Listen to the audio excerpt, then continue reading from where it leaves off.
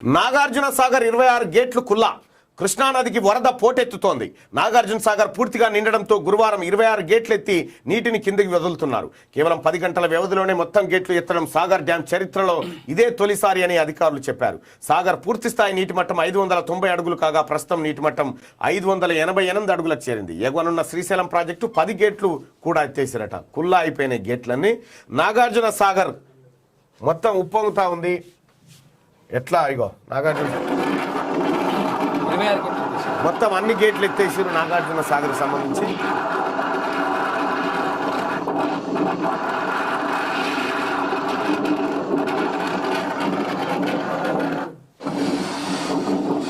ఈ నాగార్జున సాగర్ గేట్లు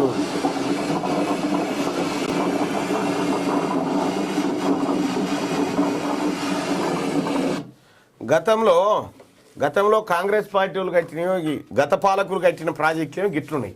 590 టీఎంసీలు 600 టీఎంసీలు ఈ ప్రాజెక్టులు. ఇక మనోడు కట్టిన కాళేశ్వరంలో పాత ఇనుప సమానికి పల్లి బఠానీ శనగ బఠానీ ఇట్లా అయిపోయిందా కాళేశ్వరం? అయిపోయింది కాళేశ్వరం పని. ఇప్పుడు క్విక్ అంటలేడు ఎవడు కాళేశ్వరం అని టాపికే లేపుతలేడు. ఇక చూసుకో కాళేశ్వరం ఎట్లయిపోయింది. బాహుబలి మోటార్లు బీబాయి మోటార్లు అన్ని బరివాతలు అయిపోయినాయి. చూడండి ఒక వరదకి చచ్చిపోయిన మోటార్లు కొంటాం ఇక అంతే కదా. కింద ఎంత సత్రాలు అయినాయి చూసిరు కదా.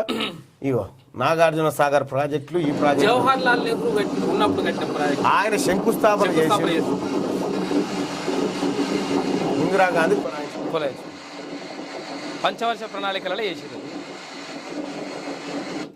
ఈయన ఈ సన్నా చెప్తా ఉంటాడు. ఏమంటాడంటే వస్తలేదా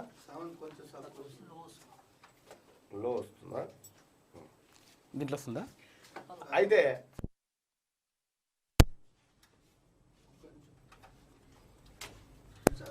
నాగార్జున సాగర్ ప్రాజెక్టు పంచవర్ష ప్రణాళిక.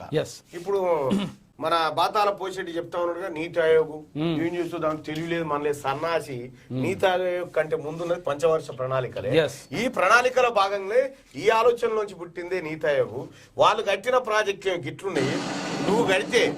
నువ్వు ప్రాజెక్టు కడితే ఇగో నీ దొంగ ప్రాజెక్టు, నీ కాళేశ్వరం ప్రాజెక్టు, నీ మోసం. నేను చెప్తానే ఉన్నా ఇది మోసం ప్రాజెక్టులో 1,00,00,000 కోట్లు మింగుతున్నాడు రా కేసీఆర్ అని చెప్తానే ఉన్నా. ఇక మింగిండు చూడు కేసీఆర్ మింగిన పైసలు ఏడికి వచ్చింది చూడు. బాహుబలి మోటార్లు ఉంటాడు. దీన్ని బాహుబలి మోటార్లు అద్భుతాలు జరుగుతాయి. నీ అద్భుతాలు లేవు, లొట పీస్ లేవు. దొంగ నువ్వు చేసిన కథ యోగ్యది. ఇక వాళ్ళ ఎర్ర సత్యమన్న 27వ వర్ధంతి. ఎర్ర సత్యమన్న చూడు లెజెండ్, ఆయన గొప్ప నాయకుడు. సో ఇవాళ మున్నూరు రవి అక్కడ అన్న వర్ధంతి కార్యక్రమాన్ని చేపడుతున్నట్టు శుక్లజీ ఒకసారి. అది నాగార్జున సాగర్ నిండు కుండలా మారింది. మొత్తం శ్రీశైలం 10 గేట్లు కూడా ఎత్తేసిరట. కేవలం ఇంకొక 12 అడుగులు మాత్రమే తక్కువ ఉంది నాగార్జున సాగర్.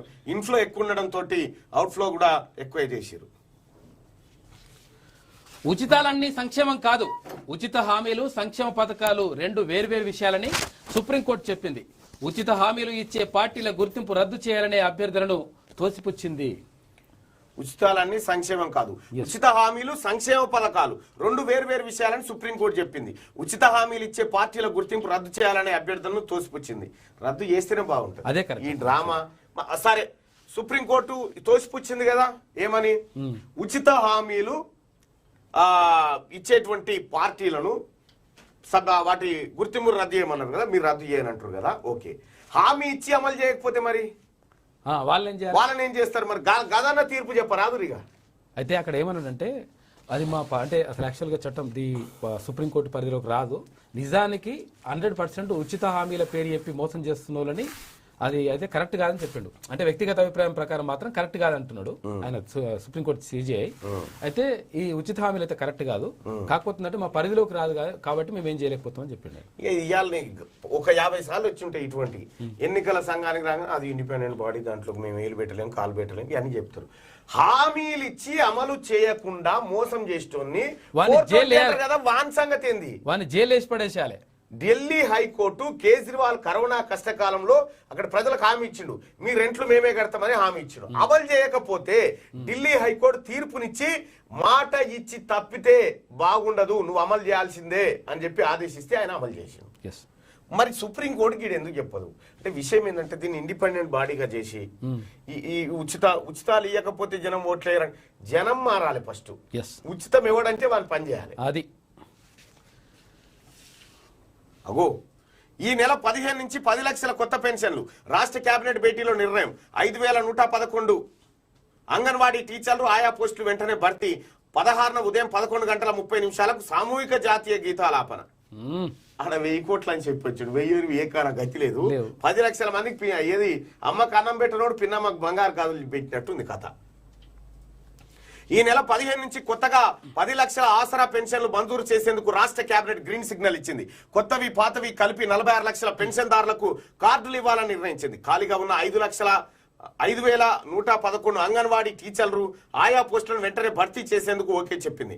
గ్రామ కంఠంలో ఇండ్ల నిర్మాణానికి ప్రజలు ఎదుర్కొంటున్న సమస్యను శాశ్వతంగా పరిష్కరించాలని ఇందుకోసం అధికారులతో కమిటీ వేసి 15 రోజుల్లోగా నివేదిక ఇవ్వాలని ఆదేశించింది. సీఎం కేసీఆర్ అధ్యక్షతన గురువారం ప్రగతి భవన్లో రాష్ట్ర కేబినెట్ సమావేశం జరిగింది. దాదాపు 5 గంటల పాటు జరిగిన ఈ భేటీలో పలు నిర్ణయాలు తీసుకున్నారు. రాష్ట్ర ఆర్థిక పరిస్థితి, గత కొన్నేళ్లుగా పెండింగ్ లో ఉన్న పెన్షన్లు, ఇతర అంశాలపై చర్చించారు. కోటి ఈఎన్టీ హాస్పిటల్లో ఈఎన్టీ టవర్ నిర్మించాలని ఈ టవర్లకు మళ్ళా కేబినెట్ నిర్ణయించింది. సరోజినీ దేవి కంటి దవాఖానలో కొత్త బిల్డింగ్ నిర్మాణానికి ప్రతిపాదనలు రెడీ చేయాలని ఆఫీసర్లను ఆదేశించింది. కోటిలోని వైద్య ఆరోగ్య శాఖ సముదాయంలోనూ అధునాతన హాస్పిటల్ నిర్మాణానికి ప్రపోజల్స్ రెడీ చేయాలంది. కోటి ఈఎన్టీ హాస్పిటల్ కు 10 మంది స్పెషలిస్ట్ డాక్టర్ పోస్టులు మంజూరు చేసింది. జీవో 58-59 కింద పేదలకు పట్టాల పంపిణీని వేగవంతం చేయాలని సిఎస్ సోమేష్ కుమార్ ను కేబినెట్ ఆదేశించినాడు. పనికి ఆదేశించారు. పనిగల మేస్త్రి పందిరేస్తే కుక్కతోక దాకి కూలిపోయింది అన్నట్టు. కుక్కతోక దాకితేనే కూలిపోతుంది పందిరేస్తే. 21న జరగాల్సిన అసెంబ్లీ ప్రత్యేక సమావేశాలు రద్దు. స్వాతంత్ర వజ్రోత్సవాల్లో భాగంగా ఈ నెల 21న తలపెట్టిన అసెంబ్లీ స్థానిక సంస్థల ప్రత్యేక సమావేశాలు రద్దు చేస్తూ కేబినెట్ నిర్ణయించింది. ఆ రోజున పెళ్లిళ్లు, శుభకార్యాలకు చివరి ముహూర్తం కావడం వల్ల పెద్ద ఎత్తున వివాహాది కార్యక్రమాలు ఉన్నందున ప్రజాప్రతినిధుల నుంచి వస్తున్న విజ్ఞప్తులను దృష్టిలో పెట్టుకుని సమావేశాలను రద్దు చేస్తున్నట్టు ప్రకటించింది. ఈ నెల 16న ఉదయం 11:30 రాష్ట్ర వ్యాప్తంగా సామూహిక జాతీయ గీతాలాపన జరపాలని కేబినెట్ నిర్ణయించింది. 75 మంది ఖైదీల విడుదలకు ఓకే చెప్పిందట. సరే చెప్తే చెప్పారు ఆయన. 21న రద్దు చేస్తా ఉన్నావు కదా, 22 పెట్టు అంతే. ఆఖరి దినం 22 ఎందుకు పెడతలేడు?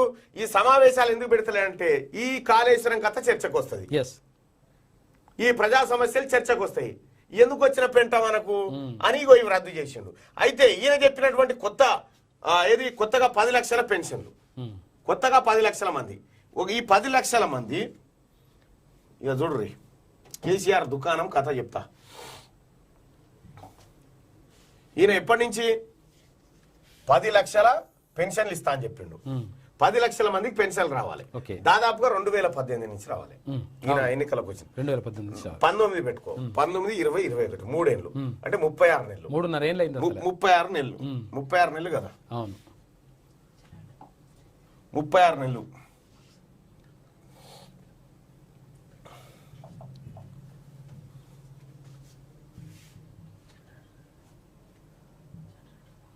$10 లక్షలు ఇంటూ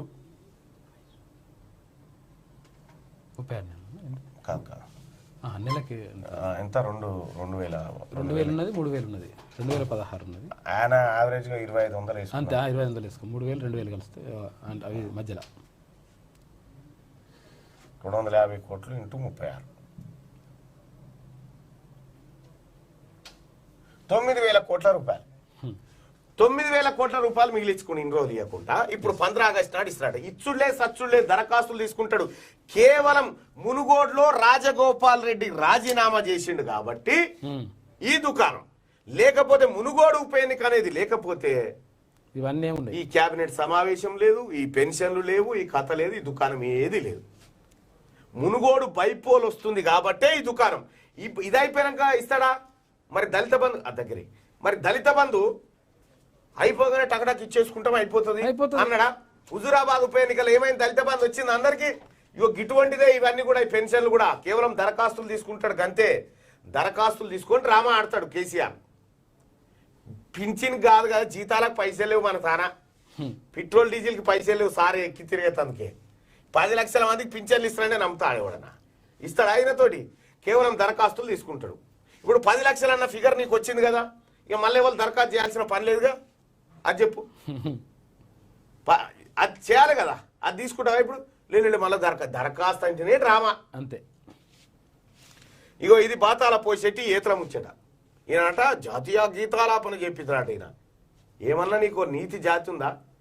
బాబాసాహెబ్ అంబేద్కర్ ఫోటో ఉండదా నీ దినోత్సవాలు చేస్తే? దిక్కుమాలిన సన్నాసివి నువ్వు. ఇంకా నయ్యం నీ ఫోటో పెట్టుకున్నాడు ఆడ అలా. ఇక్కడ హాస్పిటల్ అంటున్నాడు ఇగో వరంగల్ హాస్పిటల్ అయింది. మునుగోడులో 20వ కేసీఆర్ సభనట. మంత్రి హరీష్ రావుకు బై ఎలక్షన్ బాధ్యతలు. మునుగోడు టీఆర్ఎస్ నేతలతో సీఎం భేటీ. అభ్యర్థి విషయంలో ఎవరు నోరు జారొద్దని ఆదేశాలు జారీ చేశారట. మరి ఈ సభ అసెంబ్లీ పెట్టే కాడ ఎందుకు లేదు? ఈడ ఈ సభకేమో అందరు నాయకులు వస్తారు, అసెంబ్లీకి రారా? నువ్వు మునుగోడులో ముడ్డి కిందికి రాసినా దేకినా గెలవవు కేసీఆర్. మునుగోడు మొత్తం ఇట్లా కిందికి రాసినా గెలవవు. 100%. నీ పని అయిపోయింది మునుగోడులో. నీకు పక్కా దెబ్బ తాకుతుంది అది మునుగోడులో బరాబర్. మా దెబ్బ అంటే మామూలు దెబ్బ కాదుగా, నువ్వు కోలుకోవు నీ జీవితం మొత్తం. ఇక గల్లీ నుంచి ఢిల్లీ దాకా నిఘా. ప్రతిపక్ష నేతల కదలికలపై ఇంటెలిజెన్స్ తో రాష్ట్ర సర్కార్ ఆరా. ఎవరు ఎక్కడికి వెళ్లినా ఎప్పటికప్పుడు సమాచార సేకరణ. బండి సంజయ్, వివేక్, రాజగోపాల్, ఈటల, రేవంత్ పై ప్రధాన ఫోకస్. ఢిల్లీలో బీజేపీ జాతీయ నేతల ఇండ్ల చుట్టూ రాష్ట్ర ఇంటెలిజెన్స్ పోలీసులు తిరుగుతారట. ఇప్పుడు మా ఆఫీస్ బయట ఉంటారా? రోజు ఉంటారా?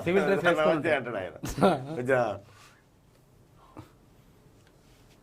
రాష్ట్రంలో కొన్నేళ్ల నుంచి ఫోన్ల ట్యాపింగ్ పై చర్చ జరుగుతున్నది. అప్పటి నుంచి పొలిటికల్ లీడర్లు ఫోన్ కాల్స్ కాకుండా వాట్సాప్ కాల్, తమ డేటాను రహస్యంగా ఉంచే ఇతర యాప్లను వాడుతున్నారు. టెక్నాలజీకి చిక్కకుండా రహస్య మంత్రాలు జరుపుతున్నారు. అవన్నీ తమను దెబ్బతీస్తాయనే అనుమానంతో టీఆర్ఎస్ ఇప్పుడు రూట్ మార్చింది.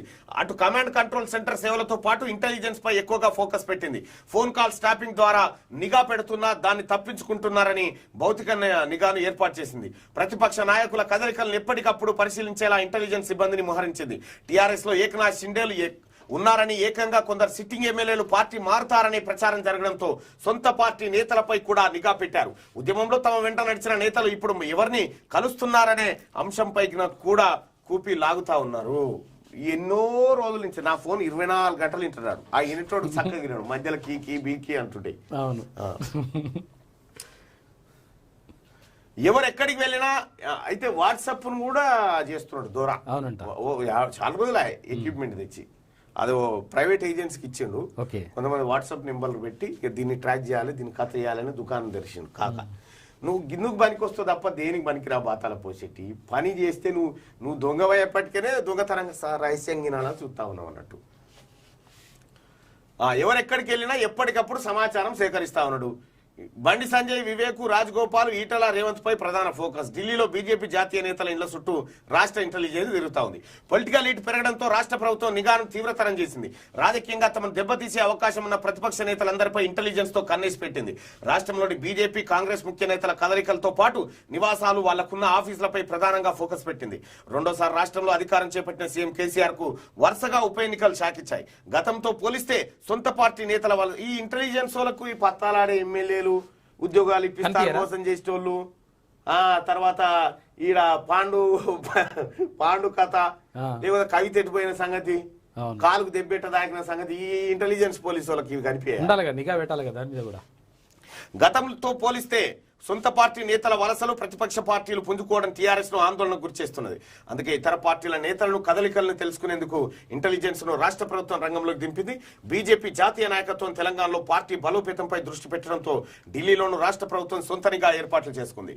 బీజేపీలో లీడర్ల చేరికలపై కీలక పాత్ర పోషిస్తున్న ముఖ్య నేతలందరి టూర్లను సీఎం కేసీఆర్ ఎప్పటికప్పుడు ఆరా తీస్తున్నట్లు సమాచారం. ఇందులో భాగంగా ఢిల్లీలో బీజేపీ అగ్రనేతలు అమిత్ షా, నడ్డా, భూపేందర్ యాదవ్ ఇంటి చుట్టూ రాష్ట్ర ఇంటెలిజెన్స్ సిబ్బంది చక్కర్లు కొడుతున్నారు. హైదరాబాద్ నుంచి ఎవరెవరు ఢిల్లీకి బయలుదేరారు, వారితో ఎవరెవరు ఉన్నారు, ఢిల్లీలో ఎవరిని కలుస్తున్నారు వంటి వివరాలన్నీ ఇంటెలిజెన్స్ సాయంతో రాష్ట్ర ప్రభుత్వ పెద్దలు తెలుసుకుంటున్నారు. రాష్ట్రంలో ముఖ్య నేతలైన బండి సంజయ్, వివేక్ వెంకటస్వామి, రాజగోపాల్ రెడ్డి, ఈటల రాజేందర్ తో పాటు పీసీసీ చీఫ్ రేవంత్ రెడ్డి కదలికలను ప్రధానంగా వాచ్ చేస్తున్నారు. V6 వెలుగుతో పాటు పలు మీడియా సంస్థల ఆఫీసుల వద్ద ఇంటెలిజెన్స్ సిబ్బందిని డైలీ డ్యూటీ అప్పగించారు. ఆఫీసులకు ఎవరెవరు వస్తున్నారు, ఎవరిని కలుస్తున్నారు, ఎంతసేపు చర్చలు జరుపుతున్నారు అనే వివరాలను తెలుసుకునేందుకు ప్రయత్నిస్తా ఉన్నారట. చూడు గిందుకే పనికి వస్తావు కేసీఆర్, నువ్వు నీ జీవితమే గిది, నీ బతికే గిది. నా మీదనైతే నాదైతే కొన్ని ఏళ్ల నుంచి ఫుల్ ట్యాపింగ్. ఫుల్ నా ఫోన్ 24 గంటలు ఇట్లనే ఉంటాడు వాడు. అయితే ఇంకొక విషయం ఏంటంటే మనిషినే పెట్టిండు, 4 మనుషులు పెట్టినట్టు.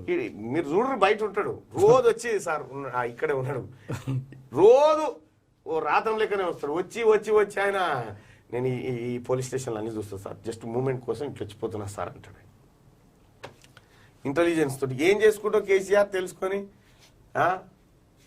ఇంటెలిజెన్స్ పోలీసు వాళ్ళని పెట్టి జనానికి బాత్రూమ్లు ఉన్నాయా లేవా, జనానికి ఇండ్లు ఉన్నాయా లేవా, జనానికి పెన్షన్లు అందుతున్నాయా లేవా, ప్రభుత్వ ఉద్యోగులకు సరైన టైంకి పెన్షన్లు వస్తున్నాయా లేవా, గిది తెలుసుకో సన్నాసి.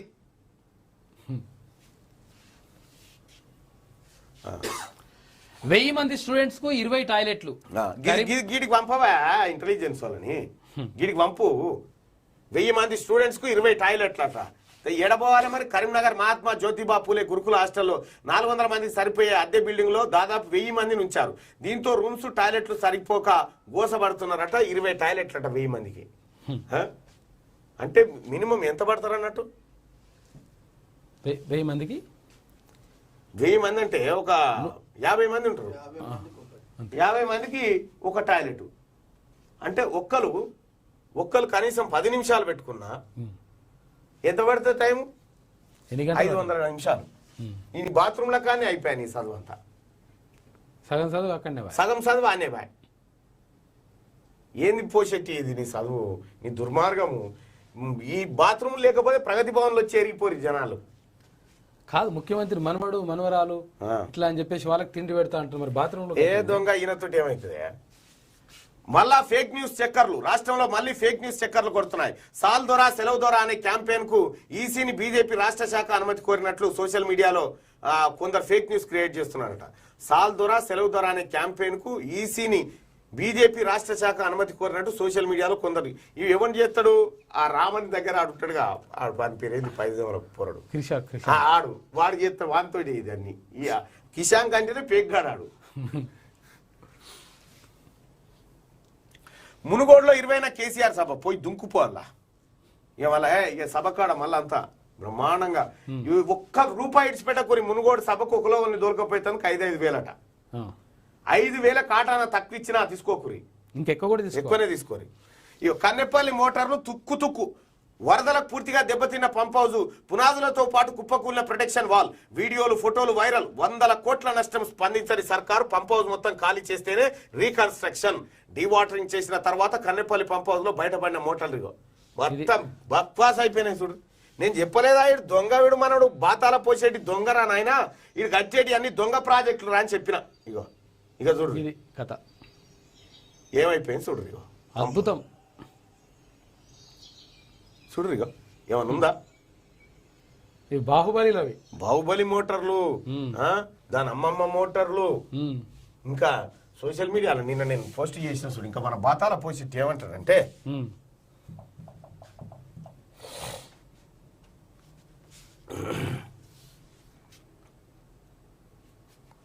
మన పోసెట్టి పెంకుడు కాడు, పోసెట్టి పెంకుడు చూడిగా మొత్తం రక్తం కష్టపడి నా మెదడు కష్టపడి కాళేశ్వరం మరికరాలి నీకు. దాని గురించి మాట్లాడే ముఖమని తిరిగి పాడుగాను. మీ గ్రామ ప్రజలకు శుభవార్త. మీ గ్రామంలోకి పాత ఇనుప సామాన్ బండి వచ్చింది. మీ ఇంట్లో పనికి రాని పాత ఇనుప సామాన్లు, ఖరాబైన ఇనుప సామాన్లు, కాలిపోయిన వైర్లు, ఇంజన్లు, మీ ఇంట్లో పనికి రాని. నీదో బతుకా కేసీఆర్ అలా దుంకుపోయి నీళ్లు లేవు ఇక అలా.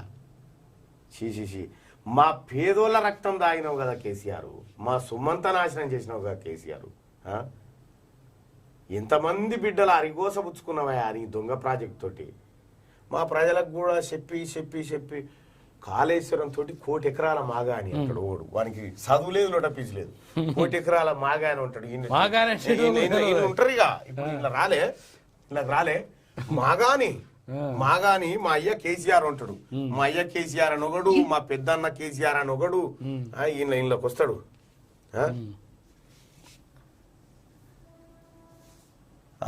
మనం బొట్టు పెట్టుకున్నామంటే పునర్జన్మ సిద్ధాంతం ఒప్పుకున్నట్టే. మళ్ళీ ఓరి అమ్మ ఈ బ్రాగి పండుగ కడితే గమ్మత్తుందేమా.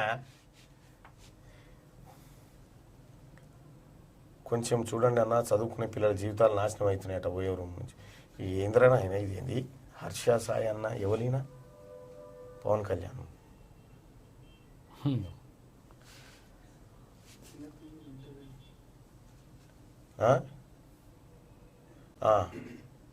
హర్ ఘర్ తిరంగా ఇల్లు లేని వాళ్ళు ఎలా ఉన్నారు?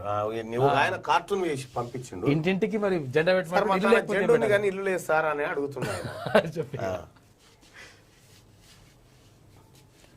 రైట్గా కన్నెపల్లి కథం అయిపోయింది. కాళేశ్వరం ప్రాజెక్టుకు పిండ ప్రదానం జరిగిపోయింది, అయిపోయిందిగా.